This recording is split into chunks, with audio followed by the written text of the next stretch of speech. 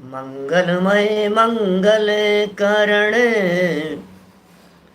वीतराग विज्ञान नमुताहि जाते भये अरहंतादि महान। करि मंगल करि हो महा ग्रंथ करन के काज। जाते मिले समाज सब पावे निज पद राज, पावे निज पद राज। मिथ्या देवादिक भजे ओ है मिथ्या भाव। तज तिनको साचे भजो यह हित हेत उपाव, यह हित हेत उपाव। मोक्ष मार्ग प्रकाशक नामक ये ग्रंथ है। आचार्य कल्प पंडित प्रवर टोडरमल जी साहब की अनुपम रचना।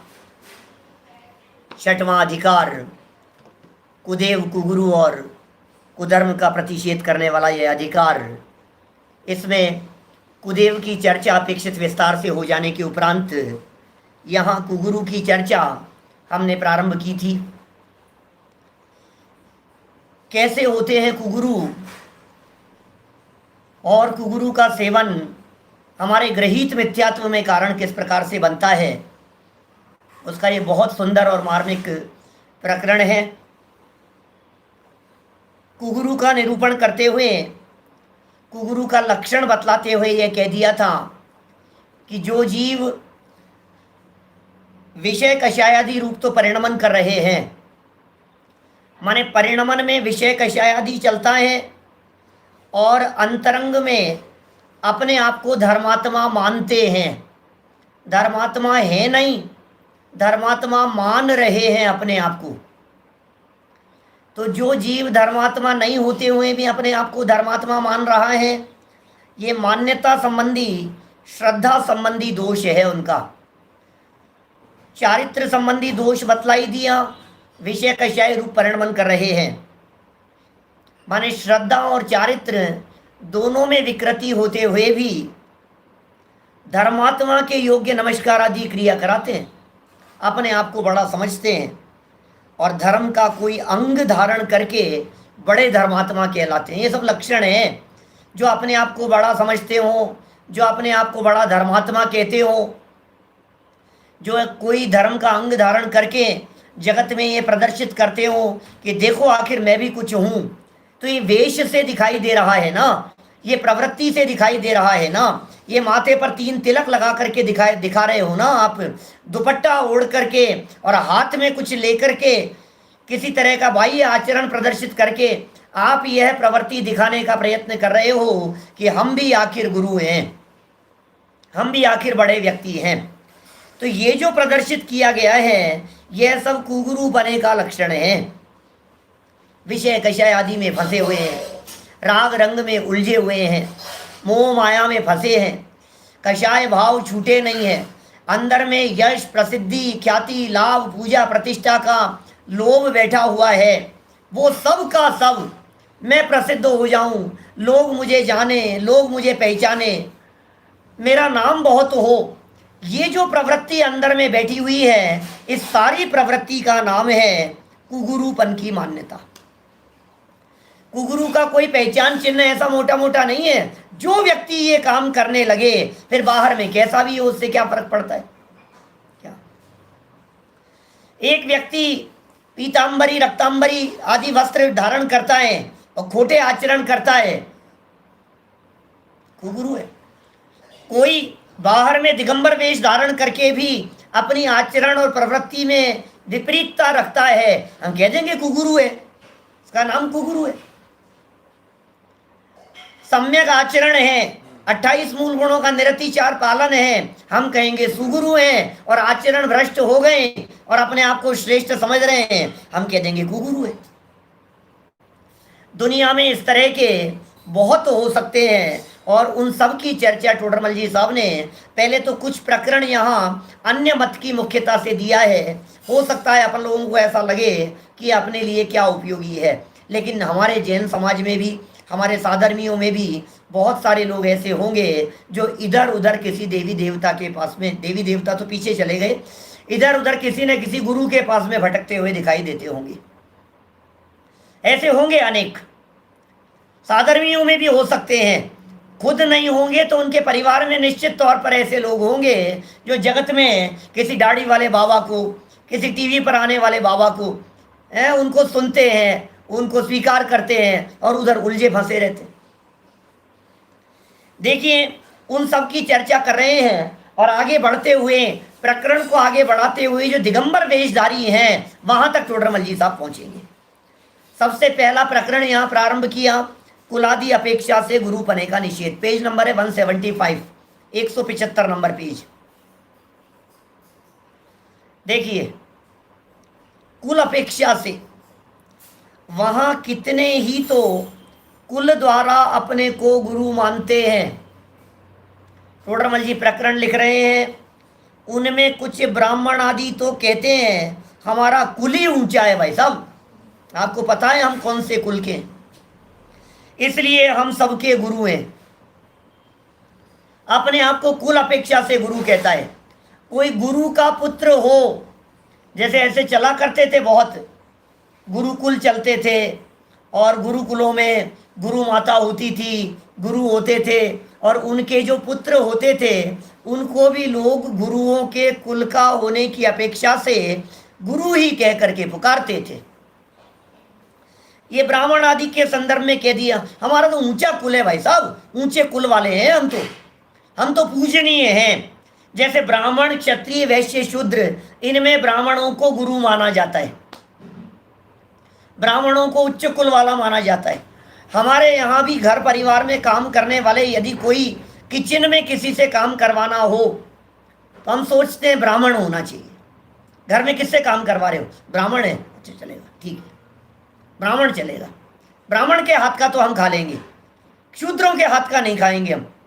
ये लोग, बहुत सारे लोग ऐसे त्याग करते हैं ना, क्षुद्र जल का त्याग करते हैं। ये क्षुद्र जल का त्याग क्या होता है? क्षुद्र जल का त्याग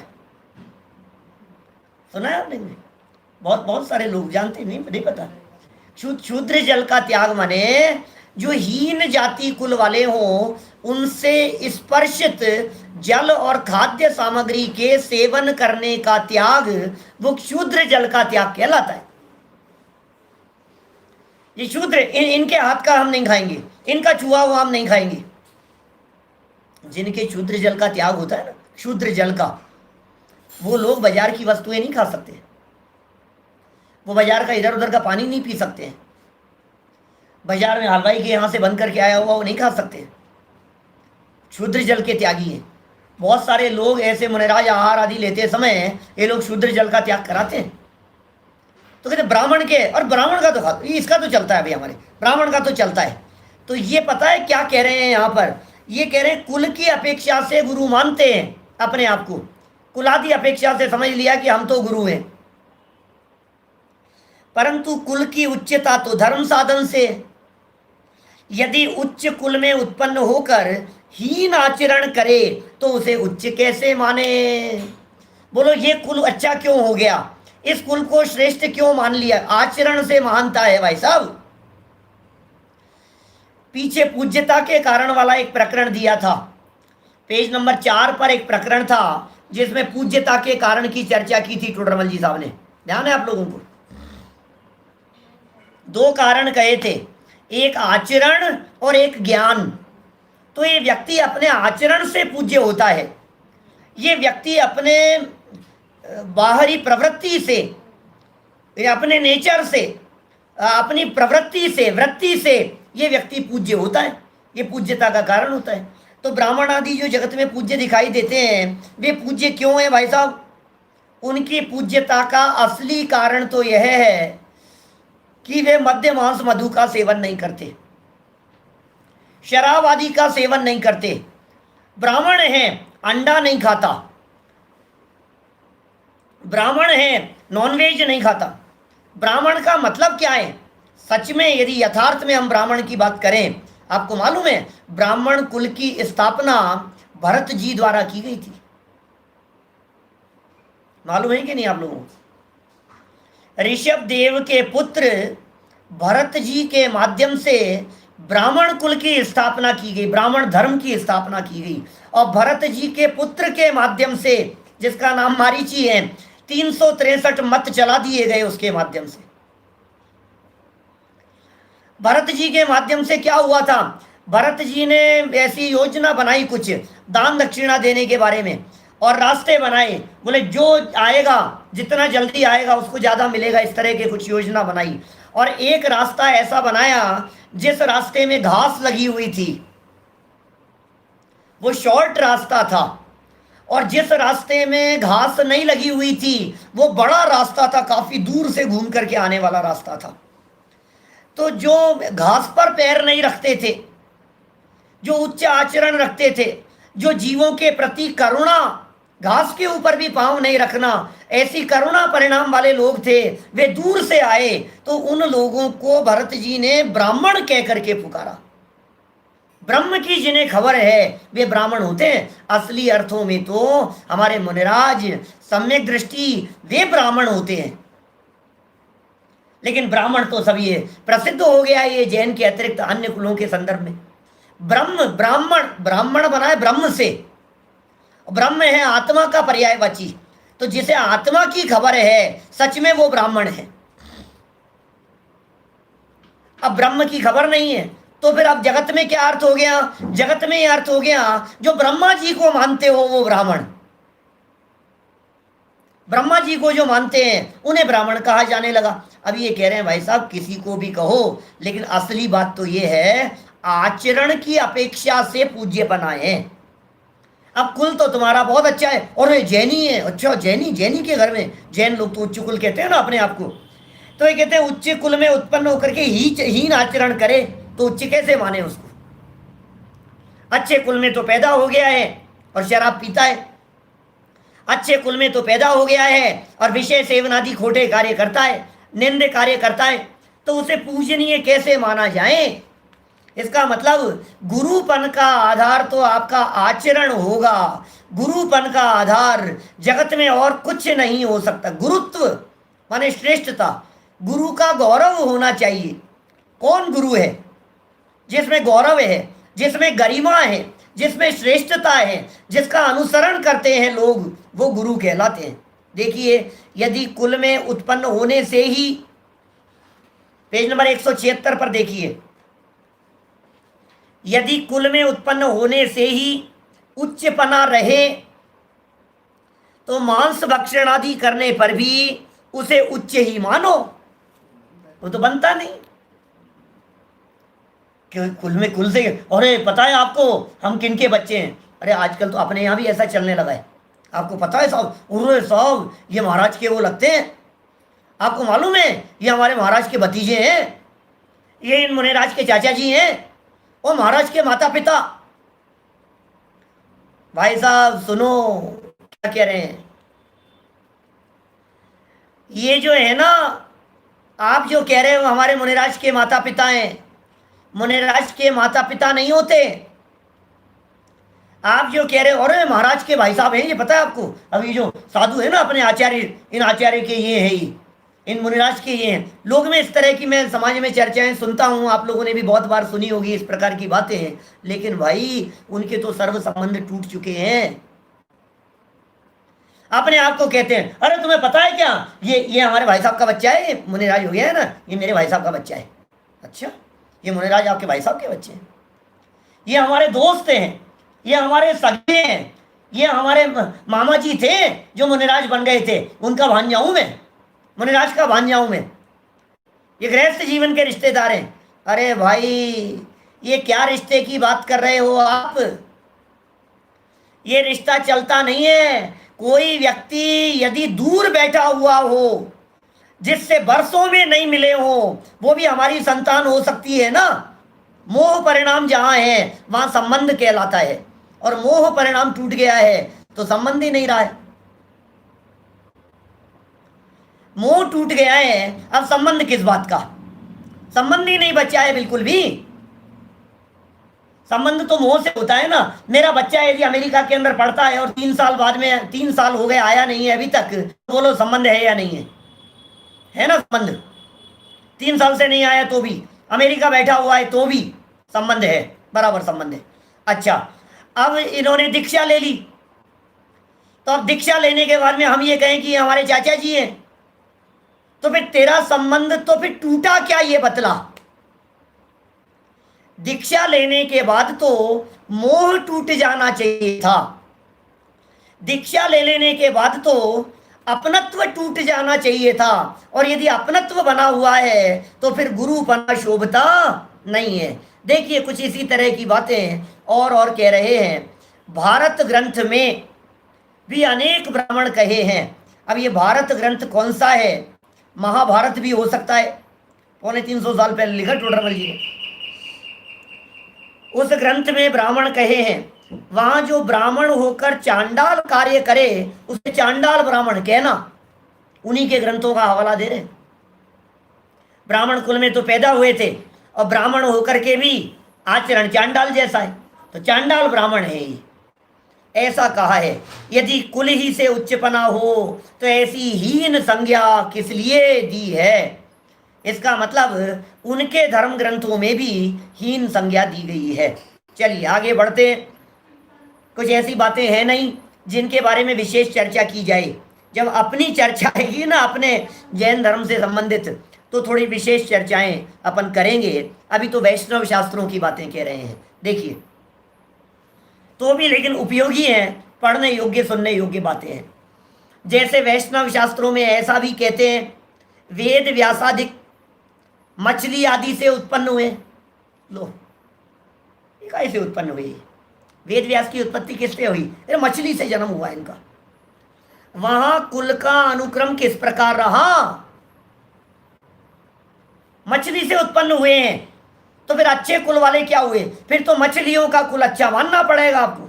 बोलो, आप तैयार है मछलियों का कुल अच्छा मानने के लिए? अपने यहाँ अमित गति आचार्य का एक ग्रंथ है, ग्रंथ का नाम है धर्म परीक्षा। बचपन में पढ़ा था, और अभी ये झालरापाटन से हमारे विक्रांत जी पाटनी है, उन्होंने छपवाया है अभी थोड़े समय पहले, 1-2 साल पहले छपवाया है उसको। धर्म परीक्षा नाम का ग्रंथ अमित गति आचार्य का लिखा हुआ है।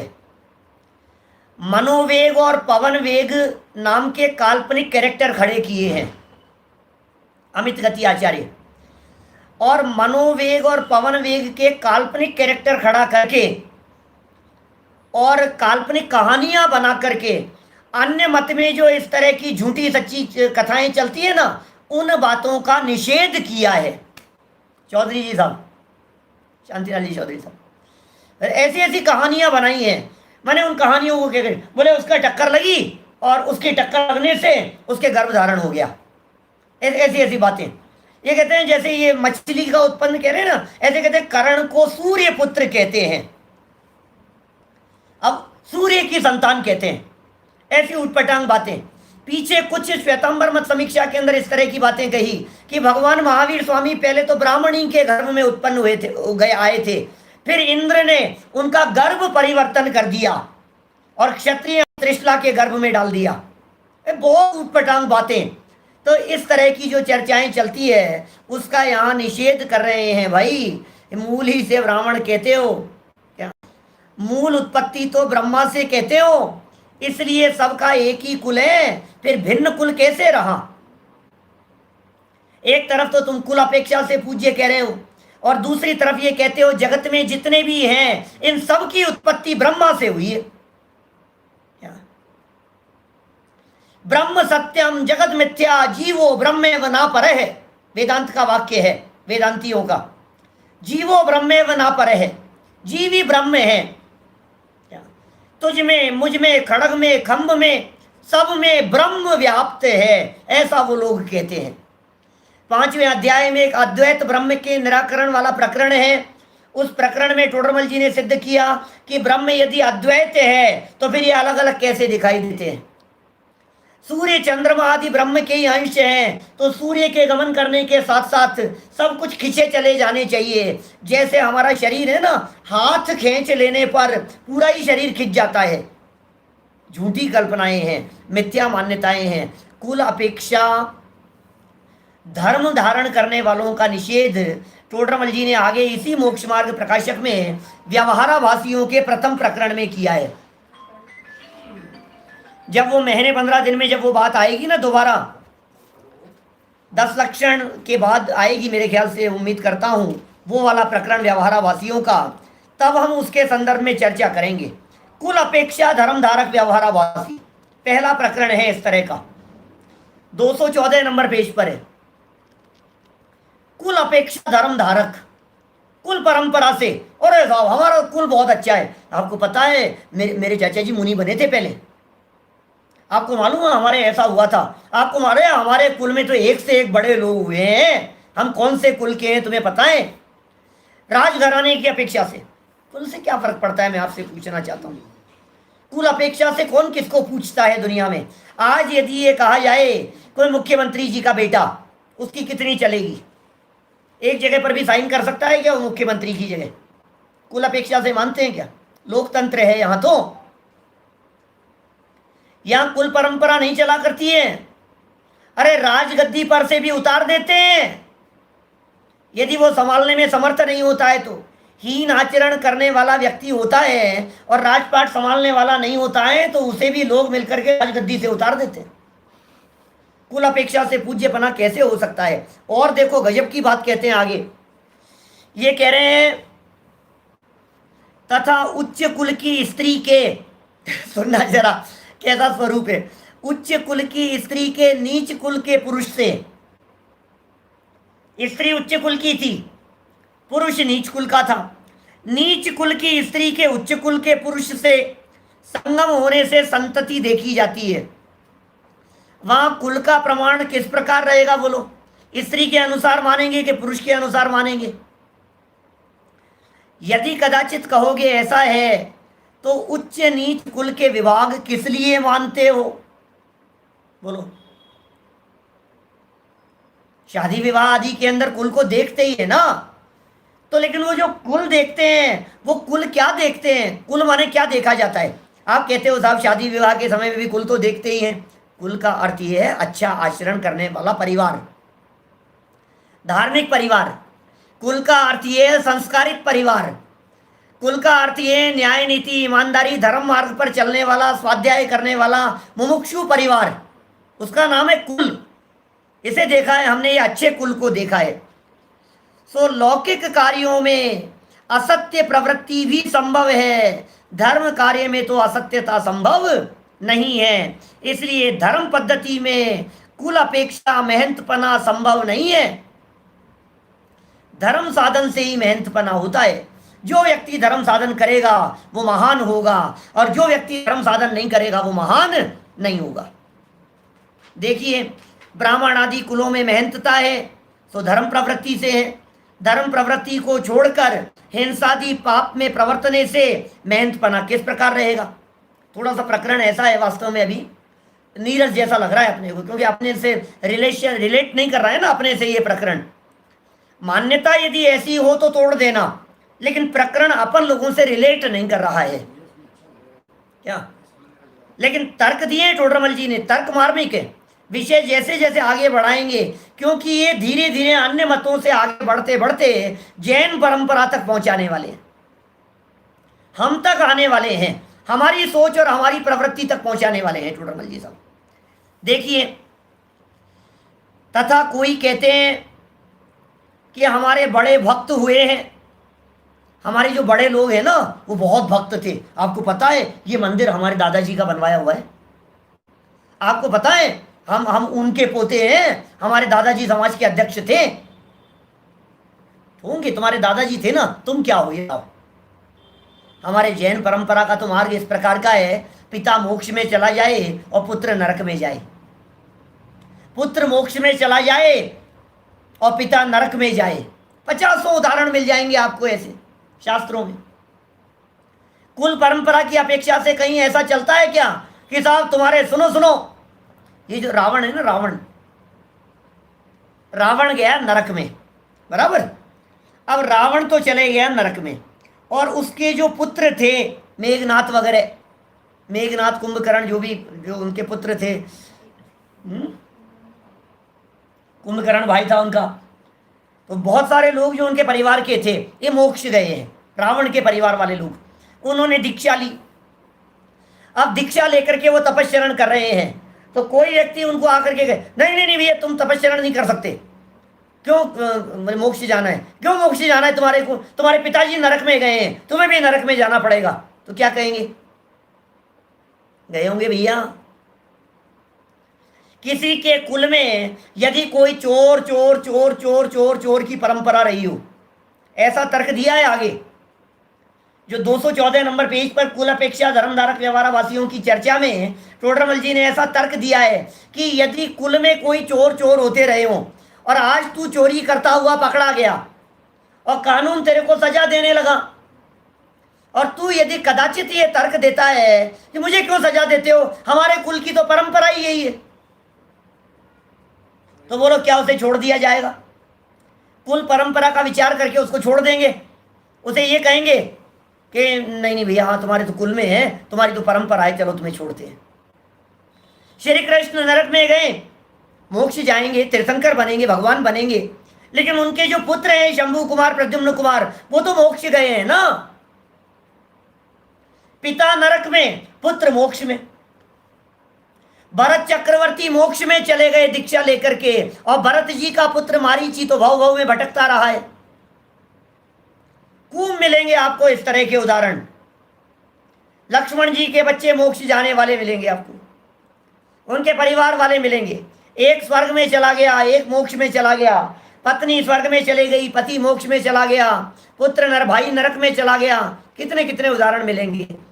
महाराजा श्रेणी नरक में चले गए, उनके पुत्र अधिक स्वर्ग मोक्षाधिक के अंदर चले गए। तो कुल अपेक्षा से नहीं होता है। और यदि आप कुल अपेक्षा से मानते हो तो मैं आपसे पूछता हूं, आपकी ऊपर की 3 पीढ़ियों से यदि कोई व्यक्ति दरिद्र रहा है, गरीब रहा है, दीनहीन बने रहे हैं, तो क्या आप संपन्नता नहीं चाहते हो?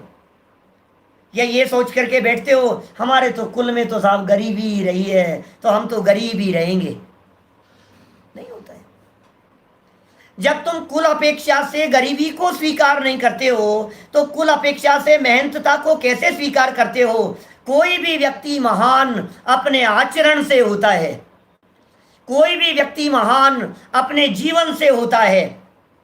अभी हमारे फजल भाई ने लिखा था ना इतना सुंदर वाक्य, व्यक्ति ज्ञान से महान बनता है और चारित्र से महान बने रहता है। ज्ञान व्यक्ति को महान बनाता है और उसका चारित्र वो उसे महान बनाए रखता है। तो ज्ञान और चारित्र इनकी अपेक्षा से पूज्यत्व बना होता है। ये कह रहे हैं हमारे बड़े भक्त हुए हैं सब, आपको पता नहीं है, हमारे बहुत बड़े बड़े लोग भक्त हैं, सिद्ध हुए हैं, धर्मात्मा हुए हैं, मंदिर बनाए हमारे पिताजी ने करवाया था, हमारे नाना जी ने करवाया था। ये मंदिर जो बना है ना, ये मंदिर हमारे नाना जी का बनवाया हुआ है, ये मंदिर हमारे दादाजी का बनवाया हुआ है, ये स्थापना हमारे उनकी की हुई है। आपको और उनकी यश प्रतिष्ठा और क्रेडिट लेना चाहते हैं। आज भी जो बड़े बड़े जो विद्वान लोग दिखाई देते हैं, उनके परिवार के लोग वो पिताजी की क्रेडिट को भोगना चाहते हैं। ऐसा होता है दुनिया भर में। बड़े बड़े जो पुराने विद्वान हैं, समझ लो आप फूलचंद जी सिद्धांत शास्त्री, कैलाश चंद जी बनारस वाले, और ऐसे जो बड़े बड़े विद्वान जो पूर्व काल में जो रहे हैं, ए उपाध्याय वगैरह और इस तरह के लोग, आज उनके परिवारों में क्या स्थिति है? व्यक्तिगत बात नहीं करता हूं, लेकिन फिर भी यदि आप में योग्यता है तो निश्चित तौर पर लोग आपको पूछेंगे। आप में यदि काबिलियत है तो निश्चित तौर पर लोग आपको सम्मान देंगे, लेकिन वो आपकी वजह से होगा। पिता की वजह से थोड़ा बहुत तो हो सकता है, लेकिन पीठ पीछे थूकेंगे लोग। दादाजी की वजह से, नाना जी की वजह से इनका द्वैत है। आज हम नहीं देखते हैं ऐसे लोगों को, कितने ही लोगों को देखते हैं अपन। आज अपने को कितने लोग मिलते हैं, वो ये कहते हैं अरे गुरुदेव श्री थे ना, वो गुरुदेव श्री के भाई के पोते हैं ये, अच्छा, और यार आपने अच्छा लगता है एकदम सुनकर के। अच्छा, गुरुदेव श्री आपके दादाजी के भाई थे?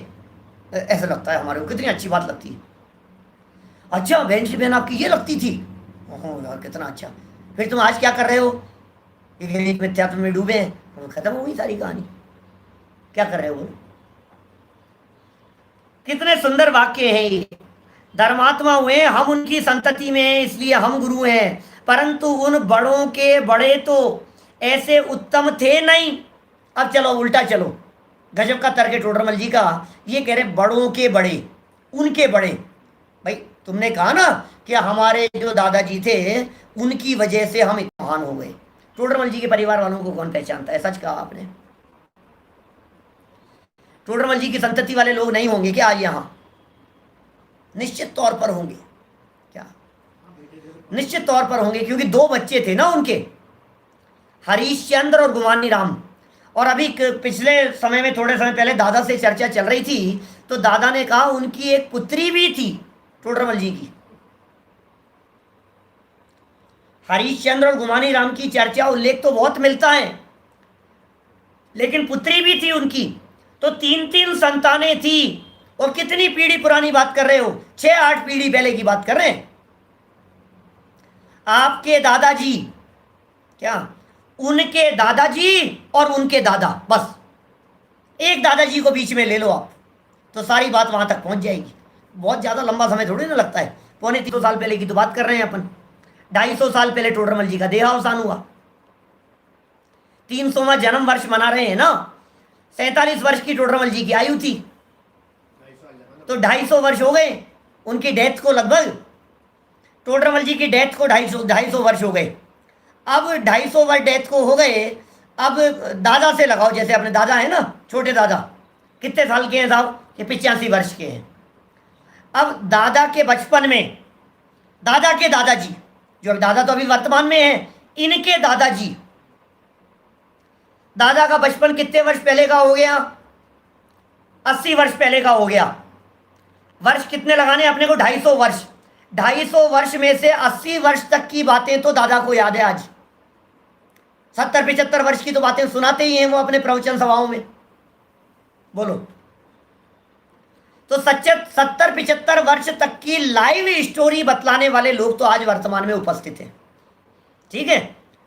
अब उन्होंने अपने बचपन में अपने 70 साल के दादा से कोई बात सुनी हो, तो उसके भी तो एक ही स्टेप सुनने वाले व्यक्ति हो गए। दादा ये कहें आज कि 70 साल पहले मेरे दादाजी ने ये बात बतलाई थी, तो कितने वर्ष को कवर कर लिया अपन ने? 150 साल को कवर कर लिया ना। क्या बोलो? 150 साल कवर हो गए। किसके माध्यम से? आज यदि छोटे दादा बचपन में की ये बात कहते हैं कि मेरे दादाजी ऐसा कहा करते थे, तो ये 150 साल पुरानी घटना हो गई। 150 साल तक का कवर हो गया उसमें। और उनके दादाजी की बात करते हो तो बात यहां तक पहुंच जाती है। 2-3 पीढ़ियां आएगी बीच में, जिनके माध्यम से आप टोडरमल जी तक पहुंच जाओगे। 5-7 पीढ़ियों के अंदर की बात है। लेकिन आज टोडरमल जी के बच्चे, बच्चों के बच्चे, पोते, उन लोगों को कौन जानता है? कुल मिलाकर के बात यह है, कोई नहीं जानता है, कोई नहीं पहचानता है, किसका परिचय नहीं है, उनको ही गरिमा नहीं है। हीन आचरण हो गया, इधर उधर भटक गए, यदवा तदवा, तो कौन किसको पूछने लगता है। चलिए, बात तो यहाँ क्या चल रही थी? तीसरी लाइन देखिए इसका। यदि उनकी संतति में उत्तम कार्य करने से उत्तम मानते हो, तो उत्तम पुरुष की संतति में जो उत्तम कार्य न करे, उनके दादाजी ने अच्छा काम नहीं किया था, तो उसे उत्तम किस लिए मानते हो? बोलो। शास्त्रों में व लोक में यह प्रसिद्ध है कि पिता शुभ कार्य करके उच्च पद प्राप्त करता है। ये उदाहरण दे दिए मैंने आपको। शास्त्रों में प्रसिद्ध है ये कथन, पिता ने तो शुभ कार्य किए और उच्च पद प्राप्त करता है, पुत्र अशुभ कार्य करके नीच पदों को प्राप्त करता है। पिता चले गए ऊपर, पुत्र चले गए नीचे। पिता अशुभ कार्य करके नीच पद प्राप्त करता है और पुत्र शुभ कार्य करके उच्च पद प्राप्त करता है। इसलिए बड़ों की अपेक्षा से मेहनतपना मानना योग्य नहीं है। बोलो दादाजी हत्यारे थे और पिताजी आईएएस ऑफिसर हो गए, तो अब हत्यारे मानेगा? भूल जाता है, फिर उनको दादाजी की बात को भूल जाता है, पिताजी से अपनी परंपरा कहने लगता है। और समझो आप वो अच्छे थे और बाद में हीन कार्य करने लग गया तो भी अपने आप को उच्च कहता है। तो टोडरमल जी कह रहे हैं भैया ऐसा नहीं है, बड़ों की अपेक्षा से मेहनता मानना योग्य नहीं है, कुल अपेक्षा से गुरु मानने का निषेध यहाँ किया गया। चलिए और थोड़ा सा पढ़ते हैं, कुछ इसी तरह का प्रकरण है, एक आध पैराग्राफ और पढ़ लेते हैं अपन। प्रकरण इसी तरह का है, इसलिए थोड़ा सा फास्ट हमने यहाँ पढ़ा है। इस प्रकार कुल द्वारा गुरुपना मानना मिथ्यात्व भाव है, तथा कितने ही पट्ट द्वारा गुरुपना मानते हैं। पट्ट, पट्ट मतलब अब इनकी गद्दी पर कौन बैठेगा, अब इनकी गद्दी पर कौन बैठेगा। बहुत जगह चलती रहती है इस तरह की चर्चा, लोग इस तरह की बातें कहते रहते हैं। गुरुदेव के समय में लोग इस तरह की बातें कहते थे, गुरुदेव नहीं रहेंगे तो फिर अब कौन रहेगा, अब कौन होगा, दादा के बाद में कौन होगा, इनके बाद में कौन होगा, उनके बाद में कौन होगा। तो सुनो, दादा से सुना हुआ एक वाक्य कहता हूं, जंगल में शेरों का राज तिलक नहीं किया जाता। क्या ये पट्टाधीश नहीं है हमारे यहाँ, इस तरह की बात नहीं होती है, मठाधीश नहीं होते हैं हमारे यहाँ। इस गद्दी पर अब इनकी जगह पर अब इनको बैठा दो, अब ये उत्तराधिकारी हो गए भैया। ये ऐसे होते हैं ना, इनके क्या नाम है, पोप वगैरह, और ये सब परंपरा से चलते रहते हैं, इनके पदा वो मानते हैं, शंकराचार्य जैसे मानते हैं, एक शंकराचार्य दूसरे वही हो गए। भट्टारक आदि के अंदर इस तरह की गद्दियाँ हुआ करती है मठाधिक, अब उनकी गद्दी पर ये आ गए तो फिर उनको उसी तरह से पूज्यता हो जाती है। जंगल में शेरों के राज तिलक नहीं होते, सब अपनी अपनी काबिलियत से जो व्यक्ति जो जैसा करेगा वो वैसा काम होगा, उसमें क्या फर्क पड़ता है। ये कुल अपेक्षा तो मानता ही था, ये पट्ट अपेक्षा से गुरुपना मानता है। तुम्हें पता है मैं इनका उत्तराधिकारी हूं, मैं उत्तराधिकारी हूं। कि तू उत्तराधिकारी है, तेरे को पड़ोसी देश का राजा जीत लेगा, अधिकार कर लेगा, तेरे में दम तो कुछ नहीं है, का उत्तराधिकारी है। पूर्व काल में कोई महंत पुरुष हुआ हो, उसकी गादी पर जो शिष्य प्रति शिष्य होते आए हों, उनमें उस महत पुरुष जैसे गुण न होने पर भी गुरुपना मानते हैं। पोप वगैरह की बात की ना मैंने जैसी, अब ये खुद में तो गुण थे नहीं इस तरह के, और लेकिन फिर भी उनको गुरुपना मान रहे हैं। नहीं नहीं साहब, आखिर गद्दी पर हैं साहब, गद्दी पर हैं साहब, राजगद्दी पर बैठे हुए हैं साहब, उत्तराधिकारी हैं भाई साहब, इसलिए मानना ही पड़ेगा, ऐसा मानना पड़ेगा सब। यदि ऐसा ही हो तो उस गादी में, सुनो, उसी गद्दी में कोई पर स्त्री गमनादि महापाप कार्य करेगा, वे भी धर्मात्मा नहीं होगा, सुगति को प्राप्त नहीं होगा। बोलो, साउथ कोरिया में हो रहा है ऐसा, किंग जोंग दिखाई देता है वहां। ये कितने सुंदर वाक्य कह दिया है इन्होंने। कोई व्यक्ति उस गद्दी पर बैठने वाला यदि खोटे कार्य करने लगे, पर स्त्री गमनादि करने लगे, तो बतलाओ कौन उसे पूज्य मानेगा, कौन उसे महान मानेगा। सब उसे हीन दृष्टि से नहीं देखेंगे। बोलो, सुगति को कैसे प्राप्त होगा। परंतु यह संभव नहीं है और वह पापी है, तो गादी का अधिकार कहां रहा। बोलो, जो गुरुपद योग्य कार्य करे वही गुरु है, गुरु वही है जो गुरु के योग्य कार्य करे। इसलिए भाई टोडरमल जी का एक वाक्य आगे चल कर के आएगा, ऊंची पदवी धारण कर नीचा कार्य करना योग्य नहीं है। हमारे वीतरागी दिगंबर संत, हमारे मुनिराज, हमारे भावलिंगी संत, उनका जो लेवल है वो लेवल उच्च आचरण की वजह से है। 28 मूल गुणों का निरतिचार पालन करने की अपेक्षा से उनका उच्चपना सुशोभित होता है। अब लेवल तो हो गया ऊंचा, और अब उस ऊंचे लेवल को धारण करके अब आचरण करे नीचा, तो महानपना कैसे माने उनको। बड़ा आश्चर्य तो तब होता है उल्लास भाई, जब ये जीव ऐसा मानने लगता है कि मैं मुनि पद से महान नहीं हूं, मैं तो पीएचडी से महान हूं। मैं मुनि पद से महान नहीं हूं, मैं तो IIT engineer, software engineer, scientist, करोड़पति अरबपति था ना मैं, उससे महान हूं मैं। भाई तुझे अपने पंच परमेष्ठी पद की गरिमा नहीं है। पंच परमेष्ठी कौन होते हैं? साहु लोग उत्तम शब्द का प्रयोग कर रहे हैं। हमारे साधु लोक में उत्तम है, तीन लोक में जो महान हो ऐसे हैं हमारे साधु। और तुझे उस साधु पद की गरिमा ख्याल में नहीं आकर के तुझे ये समझ में आ रहा है कि नहीं नहीं, थोड़ी सी और उपाधि लगा दो, थोड़ी सी और पीछे पूंछ लगा दो, थोड़ा सा और बता दो। अरे इस मुनिराज में दमी क्या है? कुछ भी तो नहीं था, दीक्षा ले ली, क्या है इनमें? इनको देखो, करोड़ों की संपदा छोड़ करके आए। कोई व्यक्ति करोड़ों की संपदा छोड़ करके मुनि दीक्षा लेवे तो न्यूज़पेपर की खबरें बन जाती है भाई साहब। इतने करोड़ों की संपत्ति लेकर के उसका त्याग करके मुनि बन गए। क्या क्या पागलपन है उनका। मुनिपन करोड़ों छोड़ने से है? इतना छोड़ करके मुनि हुए, इससे उनकी महानता होती है। हमारे मुनिराज की महानता किस दम पर है? उनके त्याग के दम पर, उनके संयम के दम पर, उनके वैराग्य के दम पर, उनकी ज्ञान साधना और आराधना के दम पर। जो अंदर से आराधना करते हैं, जिनके ज्ञान पाया जाता है, जिनके संयम पाया जाता है, जिनके साधना पाई जाती है, उस दम पर वे महान होते हैं। और हम सोच रहे हैं उपाधि लगा दो, ये श्रेष्ठ वो श्रेष्ठ। दुनिया के, मैं नाम लेना नहीं चाहता, सबको पता है, सब जानते हैं इस तरह की बातें दुनिया भर में।